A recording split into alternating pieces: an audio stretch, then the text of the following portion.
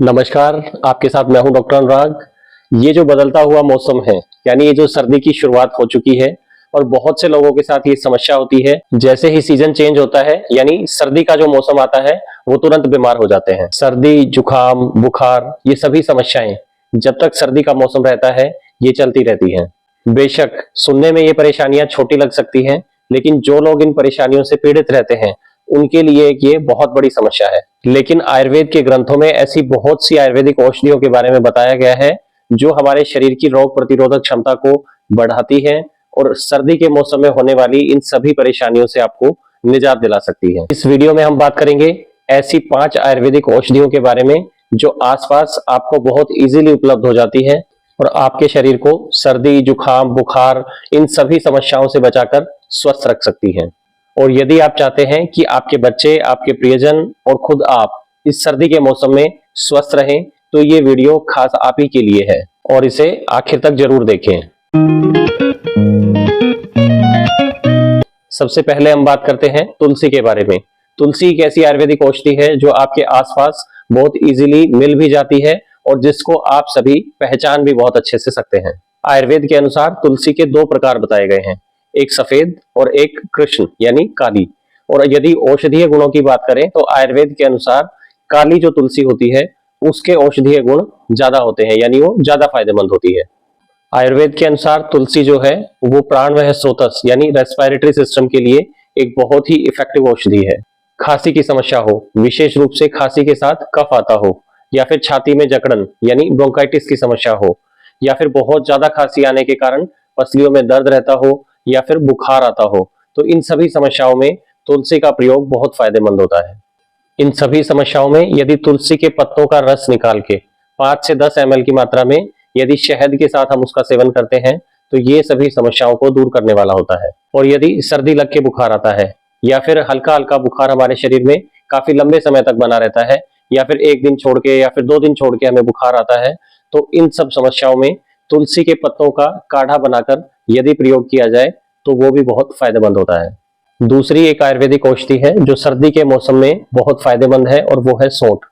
सौंठ भी हमारा जो रेस्पिरेटरी सिस्टम है, उसके लिए एक बहुत ही इफेक्टिव मेडिसिन है। अगर किसी को जुकाम की समस्या रहती है, नाक में जो है कफ जम जाता है और वो बाहर नहीं निकल पाता है और नाक जो है वो बंद रहती है, तो इस समस्या में यदि सौंठ का काढ़ा बना के सुबह खाली पेट उसका सेवन किया जाए तो वो बहुत फायदेमंद होता है। और जिनको बहुत ज्यादा खांसी की समस्या रहती है और खांसी के साथ कफ आता हो, या फिर बहुत ज्यादा खांसी करने के बाद भी कफ निकलने में परेशानी होती हो, तो उनको भी सौंठ का प्रयोग जो है वो कफ को बाहर निकालने में और खांसी को कम करने में काफी हेल्पफुल होता है। इसके लिए 1/4 चम्मच सौंठ का चूर्ण यानी लगभग 1 से 1.5 ग्राम की मात्रा में सौंठ का चूर्ण शहद के साथ हमें लेना चाहिए। और यदि सौंठ का चूर्ण अवेलेबल ना हो तो अदरक का जो रस है, यानी लगभग 2 से 2.5 ml अदरक का रस जो है वो शहद में मिला के यदि प्रयोग किया जाए, तो ये छाती में जमे हुए कफ को बाहर निकालने में काफी हेल्पफुल होता है। साथ ही कफ बढ़ने के कारण या फिर जुकाम होने के कारण जो सर दर्द की समस्या हो जाती है, उसमें भी सौंठ का जो चूर्ण है वो काफी फायदेमंद होता है। अब हम बात करते हैं गिलोय यानी गुड़ूची के बारे में। गिलोय से आजकल लगभग सभी लोग परिचित हैं और शायद हर घर में लगभग गिलोय की जो बेल है वो जरूर मिल जाती है। खांसी के लिए या फिर जीर्ण ज्वर यानी क्रोनिक फीवर में, जिसमें बुखार जो है वो शरीर में हल्का हल्का काफी लंबे समय तक बना रहता है, इन दोनों समस्याओं के लिए गिलोय जो है वो एक अद्भुत औषधि है। यदि आपको सूखी खांसी की समस्या रहती है तो गिलोय के साथ में कंटकारी से सिद्ध जो घृत है उसका प्रयोग है वो बहुत फायदेमंद रहता है।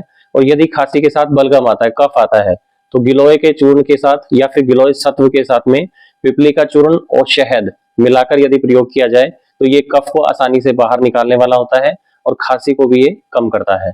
जीर्ण ज्वर यानी लंबे समय तक यदि शरीर में हल्का हल्का बुखार बना ही रहता हो, या फिर विषम ज्वर यानी कभी कम बुखार का आना या फिर कभी ज्यादा बुखार आना, या फिर कई बार ऐसी भी समस्या होती है कि आपके शरीर में बुखार लगातार बना रहता है हल्का हल्का, लेकिन आपने ब्लड टेस्ट यदि करवाए हो या फिर कोई भी इन्वेस्टिगेशन रिपोर्ट कराई है और वो सभी नॉर्मल है और बुखार का जो कारण है वो हमें नहीं पता चल रहा है, तो इन सभी समस्याओं में गिलोय का प्रयोग बहुत फायदेमंद होता है। बुखार के कारण यदि शरीर में जलन रहती है या फिर शरीर में थकावट सी रहती है, कमजोरी महसूस होती है, तो उसके लिए भी गिलोय काफी फायदेमंद होती है। गिलोय का यदि आपको पूरा फायदा लेना है तो उसको सही मात्रा में और सही तरीके से इस्तेमाल करना भी बहुत जरूरी है। यदि बात करें गिलोय के इस्तेमाल के बारे में, तो यदि हमें गिलोय का स्वरस प्रयोग करना है, यानी उसका जूस हमें यदि प्रयोग में लेना है, तो उसको निकालने के लिए गिलोय का जो है वो तना यानी स्टेम का हम प्रयोग करते हैं।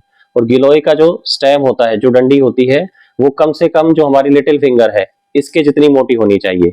बहुत ज्यादा जो ग्रीन कलर के जो स्टेम होते हैं या फिर बहुत पतले जो उसका स्टेम होता है वो प्रयोग नहीं करना चाहिए, क्योंकि पतला जो स्टेम है या फिर जो बिल्कुल ग्रीन जो स्टेम होता है वो बहुत ज्यादा फायदेमंद नहीं होता है। तो जब हम इस लिटिल फिंगर की मोटाई के बराबर का स्टेम लेके उसे हमें अच्छी तरह कूटना है, और कूटने के बाद में एक कपड़े में, सूती जो कॉटन का कपड़ा लेके उसमें रख के और उसको अच्छे से निचोड़ के उसका रस निकालना है। और वो जो रस है वो 5 से 10 ml की मात्रा में प्रयोग करना चाहिए। और यदि गिलोय का काढ़ा आप प्रयोग करना चाहते हैं, तो गिलोय का काढ़ा बनाने के लिए लगभग 2 गिलास पानी हमें लेना है, और उसमें लगभग 10 ग्राम जो फ्रेश गिलोय है उसका स्टेम लेके उसे अच्छे से कूट के और उस पानी में डाल के हमें उबालना है।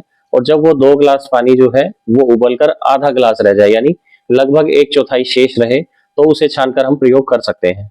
और यदि हमें फ्रेश गिलोय उपलब्ध ना हो तो उसकी जगह हम गिलोय का चूर्ण भी इस्तेमाल कर सकते हैं, या फिर गिलोय सत्व का भी हम इस्तेमाल कर सकते हैं। अब हम बात करते हैं एक और आयुर्वेदिक औषधि जो बहुत गुणकारी है, और वो है काली मिर्च। शायद ही कोई भारतीय रसोई होगी जिसमें काली मिर्च मौजूद ना हो। काली मिर्च जो है वो हमारे पाचन संबंधी समस्याओं के लिए तो बहुत फायदेमंद है ही, साथ ही हमारे प्राणमय स्रोतस यानी रेस्पिरेटरी सिस्टम के लिए भी ये बहुत फायदेमंद है। आयुर्वेद के अनुसार काली मिर्च जो है उसको कफ निस्सारक यानी हमारे कफ को, बलगम को आसानी से बाहर निकालने वाला बताया गया है। इसलिए जिन लोगों को साइनोसाइटिस की समस्या होती है, यानी नाक ब्लॉक रहते हैं या फिर नाक में जो कफ है वो जमा हुआ होता है और वो बाहर आसानी से नहीं निकलता है, या फिर साइनोसाइटिस के कारण सिर दर्द की समस्या रहती है या सिर में भारीपन की समस्या रहती है, तो इन सभी समस्याओं में 2 से 3 काली मिर्च को पीसकर और उसे यदि शहद के साथ प्रयोग किया जाए तो ये हमारे बंद नाक को खोलने में भी मदद करती है, और जो कफ जमा हुआ है उसे बाहर निकालने में आसानी से मददगार होती है। और सर्दी के कारण जिनको खांसी की बहुत ज्यादा समस्या हो, या फिर छाती में जो है वो कफ जमा हुआ हो और वो बहुत आसानी से बाहर नहीं निकलता हो, तो इन सब समस्याओं में यदि हम काली मिर्च के साथ में सौंठ और पिपली, इन तीनों चीजों को एक एक चुटकी की मात्रा में यदि हम शहद के साथ प्रयोग करते हैं, तो जो छाती में जमा कफ है ये उसको बाहर निकालने में भी मदद करता है, और जो चेस्ट की कंजेशन है उसको भी दूर करने में हेल्पफुल होती है। और यदि सूखी खांसी की समस्या हो और गला जो है वो बैठ गया हो, यानी बोलने में काफी परेशानी होती हो, तो 1 से 2 काली मिर्च को पीसकर उसे यदि हम गाय के घी के साथ प्रयोग करते हैं तो काफी फायदेमंद होती है।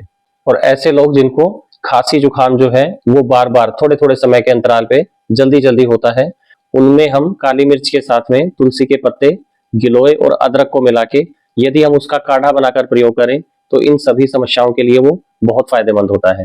काढ़ा बनाने के लिए 1 से 2 काली मिर्च हमें लेनी है, 3 से 4 पत्ते तुलसी के लेने हैं, और 5 से 10 ग्राम की मात्रा में ताजी गिलोय हमें लेनी है, और लगभग 1 चम्मच पिसी हुई यानी लगभग 5 ग्राम पिसी हुई अदरक जो है वो हमें लेनी है।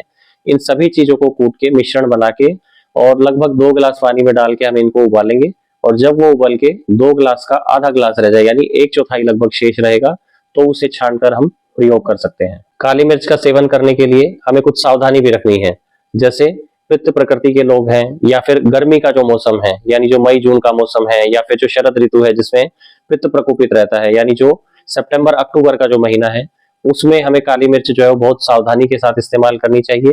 साथ ही जिन लोगों को गैस्ट्रिक अल्सर की प्रॉब्लम है, या फिर पाइल्स की समस्या है, या फिर शरीर में किसी भी भाग से खून आने की समस्या हो, जैसे नाक से खून आता हो या फिर पाइल्स के कारण गुदा के रास्ते खून आता हो, इन सभी अवस्थाओं में भी हमें काली मिर्च का सेवन बहुत सावधानी पूर्वक करना चाहिए। और गर्भवती स्त्री जो है उसको गर्भावस्था के दौरान भी काली मिर्च का सेवन नहीं करना चाहिए। अब हम बात करते हैं शहद के बारे में। सर्दी के मौसम में शहद का जो प्रयोग है वो बहुत ही फायदेमंद और बहुत ही गुणकारी होता है।